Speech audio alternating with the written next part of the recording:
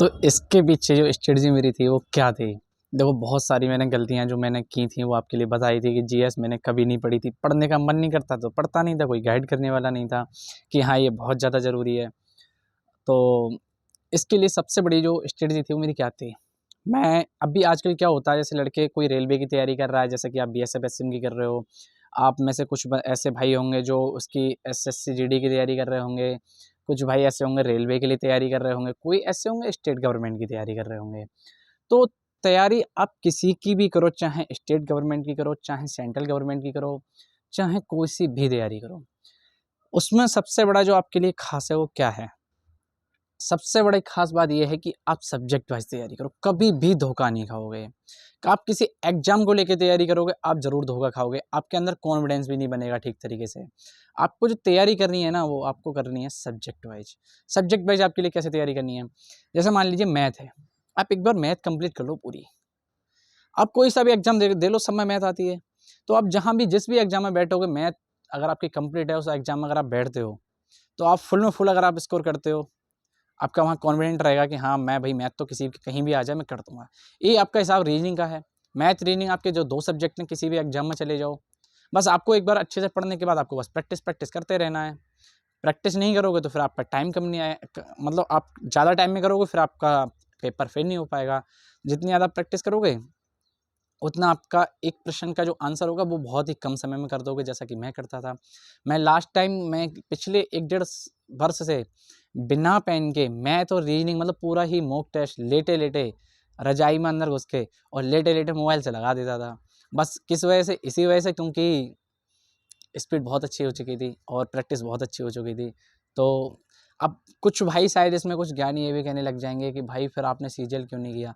तो मैं आपको बता दूं कि मैं हिंदी मीडियम से हूं, तो इस वजह से मैंने सीजीएल के लिए कभी सोच विचार आया भी तो, लेकिन यहाँ से इंग्लिश पढ़नी पड़ेगी तो उस वजह से विचार हमारा बार बार हट जाता, तो सीजीएल की तरफ कभी मूवमेंट नहीं हो पाया।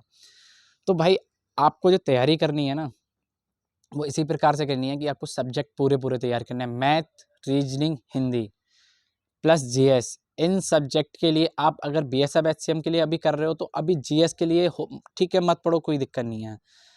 लेकिन मैथ, रीजनिंग, हिंदी ये आपके सब्जेक्ट पूरे होने चाहिए, क्योंकि कुछ और सारी वैकेंसी आती हैं। ये वैकेंसी फिर से आएगी, ये कंप्लीट होने के बाद में दोबारा आएगी, तो उनमें ये 3 सब्जेक्ट हर जगह कंपलसरी है। तो मैथ, रीजनिंग, हिंदी, ठीक है। और अगर आप सेंट्रल गवर्नमेंट की तैयारी कर रहे हो तो मैथ, रीजनिंग और इंग्लिश। तो आप सब्जेक्ट वाइज तैयारी करो, मतलब पूरा सब्जेक्ट तैयारी करो। कहीं से भी ये मत देखो ये टीचर क्या पढ़ा रहा है, वो टीचर क्या पढ़ा रहा है, नहीं। आप ये देखो कि आपका परसेंटेज चैप्टर हुआ नहीं हुआ, नहीं हुआ कंप्लीट करो, किसी भी टीचर से कर लो, चैप्टर कंप्लीट करो। ये भी कोई जरूरी नहीं है कि आप पूरी मैथ एक ही टीचर से पढ़ेंगे, बिल्कुल कोई जरूरी नहीं है। आपको परसेंटेज किसी टीचर का समझ में आ रहा है, उस टीचर से आप पढ़ लीजिए। आपके लिए प्रॉफिट लॉस जिस भी टीचर का पसंद आ रहा है वहां से पढ़ लो भाई, चैप्टर वाइज आप कंप्लीट कर लो। मैंने करा था ऐसे ही, मैं यूट्यूब पे पढ़ा हूँ, ऐसा नहीं है कि मतलब मैं किसी एक टीचर से पढ़ा हूँ। यूट्यूब पर मैंने चैप्टर सर्च किया, उसके बाद 2-4 वीडियो देखी, एक ही थोड़ा थोड़ा चला के, फिर उसके बाद जिस टीचर की मुझे अच्छी लगी उससे मैंने पूरा चैप्टर कंप्लीट कर लिया। मैंने आज तक किसी का कोई कोर्स नहीं लिया, ऐसे ही यूट्यूब से ही बाद में फिर तैयारी की। हालांकि मैं अपने यहाँ से ऑफलाइन कोचिंग भी पढ़ा हूँ, लेकिन ऑफलाइन कोचिंग का जब हम पढ़ाई छोड़ देते हैं, सेल्फ स्टडी पर आ जाते हैं, तो अगर हमारे पास नोट्स नहीं है या फिर नोट्स होने के बावजूद भी कुछ चीज़ें भूल जाते हैं, तो हमें फिर आवश्यकता पड़ती है कुछ ना कुछ पूछने की। तो पूछने के लिए कौन होगा? फिर हमारा एक ऑनलाइन माध्यम ही ऐसा है जो आराम से हम सर्च करके आराम से वहाँ से पढ़ सकते हैं। तो अंकित भाटी से की जो मैंने गागर में सागर उनकी मैराथन क्लासें ली हैं, कुछ उनके ऐप पर मॉक टेस्ट लगाए हैं, और कुछ और हैं टीचर जिनकी मैथ और रीजनिंग उन टीचरों से मैंने पढ़ी है। जैसे अपने गगन सर हैं, वो भी अच्छा पढ़ाते हैं, आदित्य रंजन सर हैं, वो भी बढ़िया पढ़ाते हैं, राकेश सर हैं, वो भी अच्छा पढ़ाते हैं।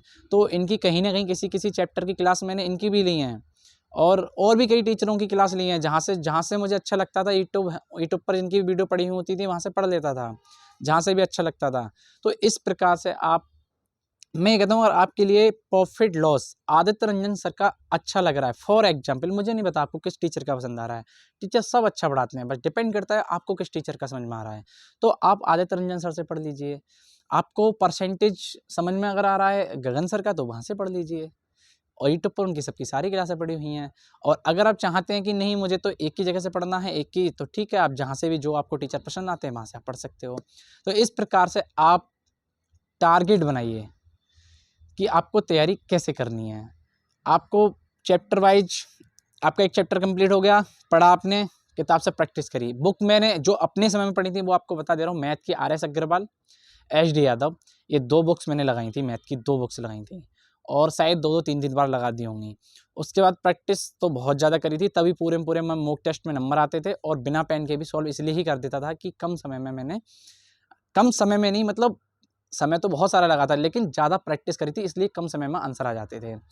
तो इस प्रकार से आपको ये मैथ है, मैंने 2 बुक्स लगाई थी। मैं अगर आप नए हो तो HD यादव ले लो, बाकी उससे प्रैक्टिस करना, नए बच्चे के लिए वही ठीक है।